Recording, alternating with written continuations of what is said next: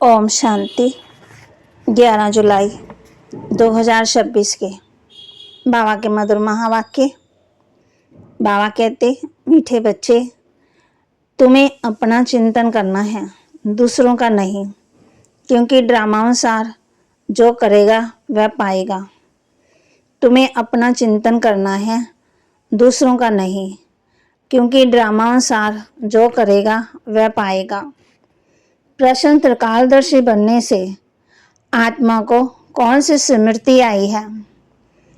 त्रिकालदर्शी बनने से आत्मा को कौन सी स्मृति आई है?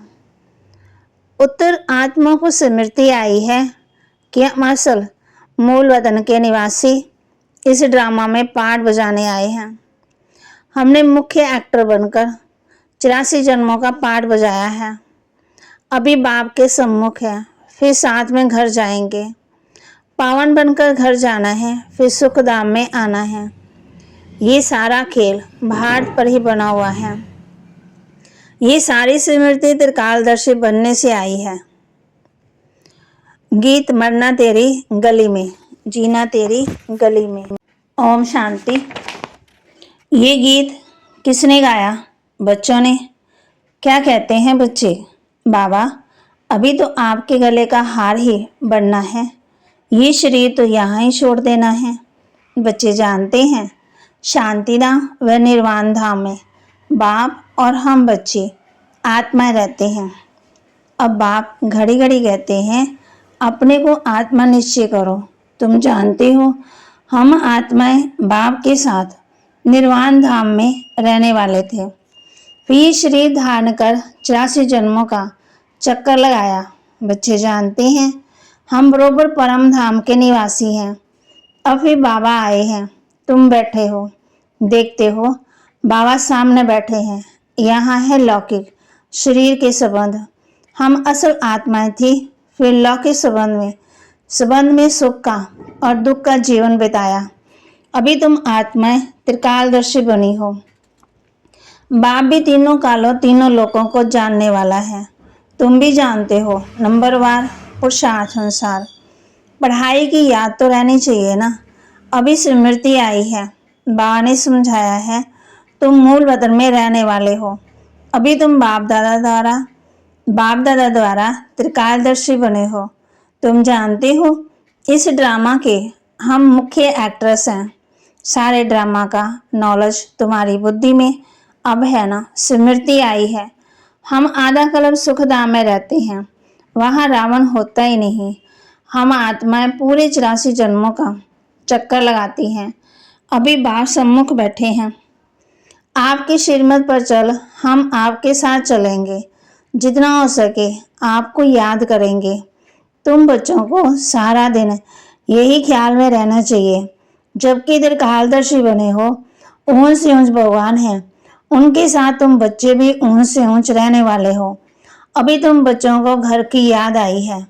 हम पवित्र बन अपने परम धाम घर जाएंगे। बाप शिव की पूजा होती है, तो शालिग्रामों की भी पूजा होती है। बाप ही आकर आत्मा को पावन बनाते हैं। आत्मा को पवित्र बनाने वाला एक ही बाप है, और कोई बना ना सके। अभी तुम सारे ड्रामा के खेल को जान चुके हो, समझते हो। भारत पर ही खेल बना हुआ है, तो अब तुम बच्चों को बाप सम्मुख बैठ समझाते हैं। हर एक जीव की आत्मा जानती है, बाबा ज्ञान का सागर है। उसको भक्ति मार्ग में बुलाते आए हैं और प्रतिज्ञा करते आए हैं, बाबा आप आएंगे तो जरूर हम आपकी मत पर चलेंगे। ये कोई लौकिक संबंध की बात नहीं है। तुमको देही विमानी बन ये ख्याल रखना है कि हमको एक बेहद के बाप की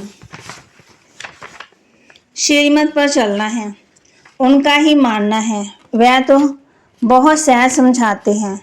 तुम्हारा अब तीसरा नेत्र ज्ञान का खुल गया है। ये ज्ञान तुमको यहाँ ही है। मूल वतन में बाप और बच्चे रहते हैं, वहाँ ये किसी को पता ही नहीं रहता।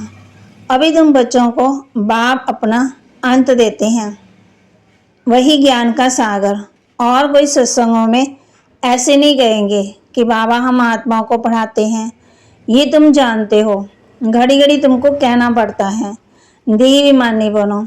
बाब आत्मा इस ड्रामा में एक्टर है, पहाड़ बजाती है।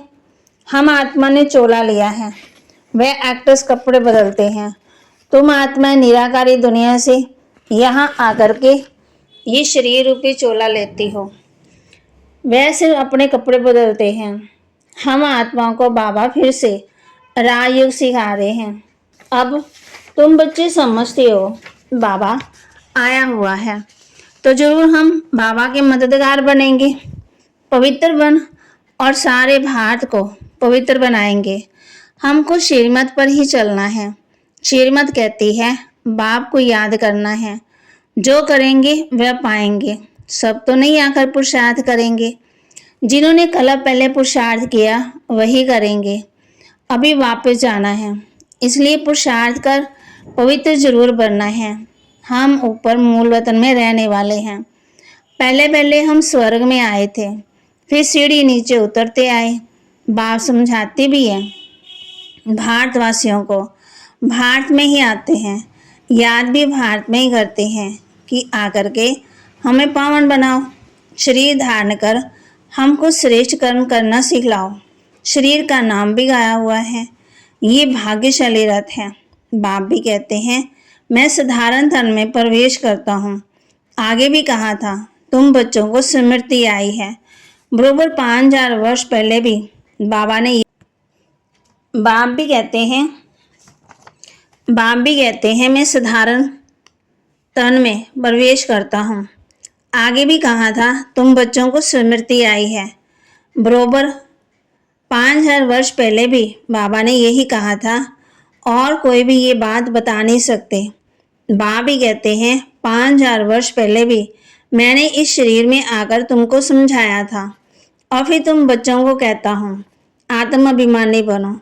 जैसे नाटक वालों को मालूम रहता है ना कि हम कौन सा वस्त्र पहनकर क्या क्या पाठ बजाते हैं, परंतु वह तो है देह अभिमानी। ये है बेहद की बात, देही अभिमानी बनना है। हम असल आत्मा ही हैं। अभी हमारा पाठ पूरा होता है, बाप सम्मुख बैठ सब कुछ तुमको समझाते हैं। ये भूल नहीं जाना माया कितने विघ्न डालती है। बाप समझाते हैं बच्चे तुमको कोई भी कर्म नहीं करना है। मनसा तूफान बल बहुत आएंगे, अपनी परीक्षा भी लेनी है। हमारी कर्म इंद्रियां चलामान तो नहीं होती। हम काम को जीत सकते हैं, बुराइयों को जीत सकते हैं। तुम्हारे लिए बहुत सहज है। हम आत्मा हैं, एक बाप के बच्चे हैं।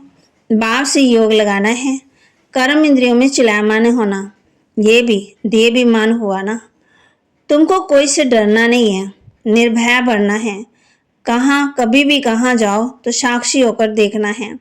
हम तो आत्मा हैं। इस खेल को तुम पूरा जान गए हो। ऊंच से ऊंच बाप है, ये बुद्धि में आया है। उनको बिंदी कहा जाता है। निराकारी दुनिया में आत्माओं का झाड़ है। बीज से झाड़ निकलता है, फिर नंबरवार पत्ते आते हैं। ये भी ऐसे है, ऊपर से नंबरवार आत्माएं आती हैं। आत्मा प्रवेश कैसे करती है, निकलती कैसे हैं, ये कोई देख न सके।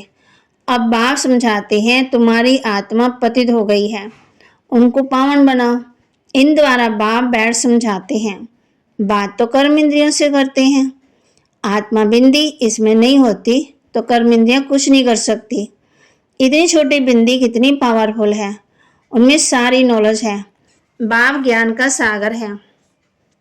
जो तुमको बैठ समझाते हैं उनमें सारा ज्ञान है। ये भी उनका पाठ नूंदा हुआ है। तुम्हारी आत्मा में भी 84 जन्मों का पाठ है। तुम दुख सुख का पाठ बजाते हो, दुख में बहुत तकलीफ देते हैं। बाप कहते हैं मैं इन चक्करों में नहीं आता, जन्म मरण के चक्कर में नहीं आता। तुम 84 जन्म लेते हो, मैं तो नहीं लेता हूँ। मैं आकर तुम बच्चों को सहज युक्ति बताता हूँ कि मुझे याद करो तो पावन बनेंगे। आधा कला तुम काम चिता पर बैठ तमो प्रधान बने हो। बाबा कहते आत्मा से ही बाप बात करते हैं। आत्मा की पहले कर्म इंद्रियां छोटी होती, फिर धीरे धीरे बड़ी होती। पहले शरीर बड़ा होता, छोटा होता, फिर बड़ा होता, फिर बड़ा होता, फिर छोटा होता। पहले जवान फिर बूढ़ा होता। आत्मा तो छोटी बड़ी होती नहीं। आत्मा ही कहती है हे पतित पावन आओ। आत्मा बाप को पुकारती है। बाप कहते हैं मैं कलब कलब आता हूँ तुम पतितों को पावन बनाने। अभी तुम जानते हो आत्मा कैसे आती है जाती है। मनुष्य बहुत माथा मारते हैं, देखें आत्मा कैसे निकलती है, परंतु किसी को पता ही नहीं पड़ता क्योंकि ये है ही अति सूक्ष्म। छोटी सी आत्मा में कितना पाठ है। जैसे बीज में सारा ज्ञान है, वह तो बीज में जड़ है। बड़ का झाड़ होता है, उसका बीज कितना छोटा है, उनसे झाड़ कितना लंबा बड़ा निकलता है। कलकत्ते वाला बड़ का झाड़ कईयों ने देखा होगा, बहुत बड़ा झाड़ है। अब उनका फाउंडेशन तो सारा सड़ गया, बाकी झाड़ खड़ा है। ये भी ऐसे है, देवता धर्म का फाउंडेशन है ही नहीं, झाड़ की भी अब जर्जरी भूत अवस्था है। ये भी तुम जानते हो। तब तो गवर्नमेंट को कहते हैं ना कि हम इतने समय में दुनिया को पावन बनाकर दिखाएंगे। मनुष्य इन बातों को समझते नहीं हैं। तुमको तो निश्चय है कि हम इस भारत को शिष्टाचारी जरूर बनाएंगे, तब तो भ्रष्टाचारी दुनिया का विनाश होगा। ये जो चाहते हैं कि शांति हो जाए, आत्मा पाठ बजाते बजाते थक गई है, इसलिए पुकारती है कि हे शांति देवा आओ। शांति देवा कह के कितना बुलाते हैं। ये थोड़ी समझते हैं कि आत्मा शांत स्वरूप है, परंतु यहाँ आत्मा को कर्म इंद्रियों द्वारा कर्म तो जरूर करना ही है। शांति दो कहते हैं, ये किसी को पता ही नहीं कि शांति धाम अलग है, सुख धाम अलग है। सुख धाम में बहुत थोड़े मनुष्य होते, वह है ही पवित्र दुनिया। वहाँ शांति तो कोई मांगते ही नहीं, कर्म तो वहाँ भी करते, परंतु वहाँ अशांति नहीं होती। जीवन मुक्ति धाम अथवा शांति धाम दोनों अलग है। सतयुग में जीव आत्मा को सुख भी है तो शांति भी है, एवर हेल्दी वेल्दी रहते हैं। अभी तुम जानते हो स्वर्ग किसको कहते हैं। दुनिया में ये भी किसी को पता ही नहीं कि स्वर्ग क्या है। ये लक्ष्मी नारायण बच्चे हैं ना, इन बच्चों को भी सुख किसने दिया? कोई तो सुख देने वाला है ना। क्या इन्हों को फिर राज्य आने वाला है? स्वर्ग जरूर फिर रिपीट होगा। स्वर्ग में जब होंगे तो वहाँ ऐसे नहीं कहेंगे कि नरक फिर से रिपीट होगा। अभी कहते हो पवित्रता सुख शांति नई दुनिया फिर से रिपीट होगी। ये है पुरानी दुनिया दुखधाम, इनको आयरन एज कहा जाता है। नई दुनिया भी तो थी ना, उनको स्वर्ग कहते हैं। ये तुम्हारी बुद्धि में ठहरा हुआ है। बरोबर हम फिर से देवी देवता बन रहे हैं। तुम्हारी एम ऑब्जेक्ट ही ये है। हम फिर से स्वर्ग की बादशाही लेते हैं। बेहद के भाव से वर्षा जरूर पाएंगे, ये अच्छी रीति याद करना है। हम आत्मा वहाँ रहती हैं, फिर हम यहाँ आए हैं पाठ बजाने। अब स्मृति आती है, मिली है कि 84 जन्म कैसे लेते हैं। बाप समझाते हैं तुम ब्रह्मा मुखवंशावली ब्राह्मणों को है, ब्राह्मण बनने बिगर, प्रजापिता ब्रह्मा का बच्चा बनने बिगर शिव बाबा से वर्षा कैसे लेंगे। बाप कहते प्रजापिता ब्रह्मा तो मशहूर है, ब्रह्मा द्वारा नई दुनिया की स्थापना करते तो नई दुनिया का राज्य भी जरूर उन्हों को ही मिला होगा। 5000 वर्ष पहले भी ब्रह्मा द्वारा विष्णुपुरी की स्थापना की थी। अब फिर रिपीट होगा, उसके लिए तुम तैयारी कर रहे हो। कई बच्चे पूछते हैं ड्रामा को बड़ा माने या पुरुषार्थ को बड़ा माने। समझाया जाता पुरुषार्थ तो जरूर करना ही है, पुरुषार्थ बिगड़ प्रारब्ध किससे मिलेगी। पूरा पुरुषार्थ करना है। कोई अच्छी रीति पुरुषार्थ करते तो समझाया जाता ड्रामा अनुसार इनका पुरुषार्थ अच्छा चलता है, पदवी अच्छा पाएंगे। उनका पुरुषार्थ बहुत तीव्र चलता है, फिर चलते चलते कोई का कम भी हो जाता, कम हो गया पदवी कम हो गई। ब्राह्मणियाँ जानती हैं, ब्राह्मणियों के पास आने वाले भी जानते हैं फलाना बहुत अच्छा चलता था, आजकल आते ही नहीं। कहते हमारी बुद्धि में पता नहीं क्यों नहीं बैठता, बाबा को हम याद ही नहीं कर सकते, बस हम नहीं चल सकते, बड़ी मंजिल है, ऐसे से लिख देते हैं। मूल बात है ही निर्विकारी बनना, विकारों को छोड़ना बड़ा मुश्किल है। तुम जानते हो ड्रामा सार कल पहले मिसल इनकी ऐसी अवस्था चली आ रही है। बाप कहते हैं जितना हो सके मुझे याद करो, बाप को याद करना है। अच्छा, मीठे मीठे सिकिलदे बच्चों प्रति माता पिता बाप दादा का याद प्यार और गुड मॉर्निंग। रूहानी बाप की रूहानी बच्चों को नमस्ते। रूहानी बच्चों की रूहानी बाप दादा को दिलवा जान सिकवा प्रेम से नमस्ते। धारणा के लिए मुख्य सार, इस बेहद के खेल को साक्षी होकर देखना है। कोई से भी डरना नहीं है। निर्भय बनने के लिए मैं आत्मा हूँ, ये पाठ पक्का करना है। इस बेहद के खेल को साक्षी होकर देखना है। कोई से भी डरना नहीं, निर्भय बनने के लिए मैं आत्मा, ये पाठ पक्का करना है। अपनी जांच करके स्वयं की परीक्षा लेनी है कि कोई भी कर्म इंद्रिय चलायमान तो नहीं होती। काम विकार पर विजय पाई है। देही विमानी कहाँ तक बने हैं। वरदान, एक बाप की स्मृति से सच्चे सुहाग का अनुभव करने वाले भाग्यवान आत्मा भव। एक बाप की स्मृति से सच्चे सुहाग का अनुभव करने वाले भाग्यवान आत्मा भव, जो किसी भी आत्मा के बोल सुनते हुए नहीं सुनते, किसी अन्य आत्मा की स्मृति संकल्प व स्वप्न में भी नहीं लाते, अर्थात किसी भी देहधारी के जो काम में नहीं आते। एक बाप दूसरा ना कोई, इस स्मृति में रहते हैं। उन्हें अविनाशी सुहाग का तिलक लग जाता है। ऐसे सच्चे सुहाग वाले ही भाग्यवान हैं। स्लोगन, अपनी श्रेष्ठ स्थिति बनानी है तो अंतर्मुखी बन, फिर बाहर मुक्ता में आओ। अपनी श्रेष्ठ स्थिति बनानी है तो अंतर्मुखी बन, फिर बाहर मुक्ता में आओ। अव्यक्त इशारे, ज्वाला स्वरूप स्थिति में रह शक्तिशाली याद का अनुभव करो। जैसे अग्नि में कोई भी चीज डालो तो नाम रूप गुण सब बदल जाता है। ऐसे जब बाप के याद के लगन की अग्नि में पड़ते हो तो परिवर्तन हो जाते हो। मनुष्य से ब्राह्मण बन जाते, फिर ब्राह्मण से फिर फरिश्ता सो देवता बन जाते। लगन की अग्नि से ऐसा परिवर्तन होता है जो अपनापन कुछ भी नहीं रहता। इसलिए याद को ज्वाला रूप कहा है।